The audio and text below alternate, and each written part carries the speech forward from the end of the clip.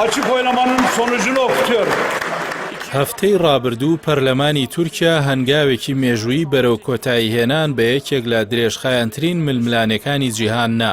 ئەویش بە پەسەندکردنی یاسایەک کە ڕێگە بە چەکدارانی پارتی کرێکارانی کوردستان پەکەکە دەدات چەکەکانیان دابنێن و تێکەڵ بە کۆمەڵگە ببنەوە.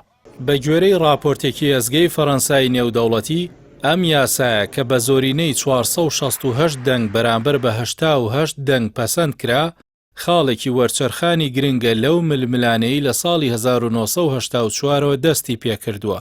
یاساکە بە وردی پرۆسەی داماڵینی چەک و هەڵوەشاندنەوەی پەکەکە و چۆنیەتی تێکەڵکردنەوەی ئەندامەکانی بە ژیانی مەدەنی دیاری دەکات.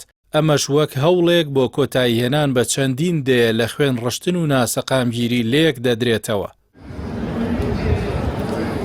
مەسعودی گن زانای کۆمەڵناس لە ناوەندی لێکۆڵینەوەی کوردی لە پارێزگای ئامەد لە باکووری کوردستان ئاماژە بەوە دەکات کە ئەم یاسایە دەبێتە هۆی گۆڕانکاریەکی گەورە، چونکە ئەگەر چەکدارەکان دڵنیا بن لەوەی لە نێو تورکیادا پارێزراون، ئەوە پێشبینی دەکرێت نزیکەی 15,000 کەس لە ئەوروپا و سووریا و عێراق و تەنانەت زیندانەکانی نێوخۆی تورکیاوە ئازاد بکرێن یان بۆ سەر ماڵ و حاڵی خۆیان بگەڕێنەوە.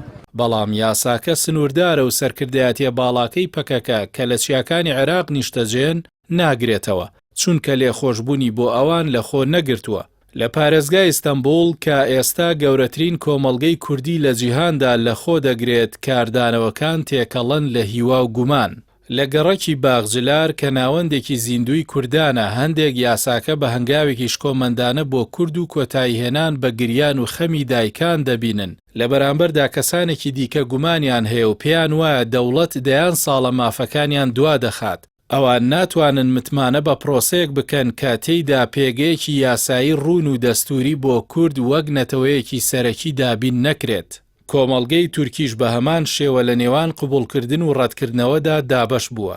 لە کاتێکدا هەندێک پێیان وایە ئەگەر چەکدارەکان ئامادە بن لە ژێراڵای تورکیادا بژین، ئاساییە بگەڕێنەوە، بەڵام نەتەوە پەرستە توندڕەوەکان ڕەتی دەکەنەوە.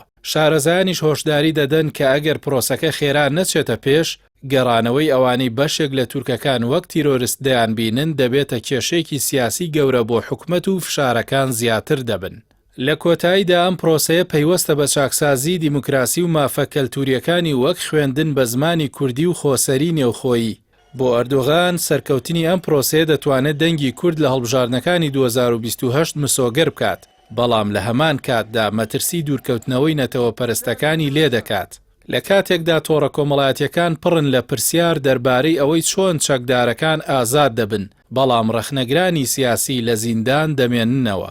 راپۆرتەکەی ئێزگەی فەڕەنسا جەخت دەکاتەوە کە سەرەڕای هەموو ئاستەنگەکان ئەم دانوستانانە پەنجەرەیەکی دەگمەن و بێوێنن بۆ گەیشتن بە ئاشتبوونەوە و ئاشتەواییەکی هەمیشەیی.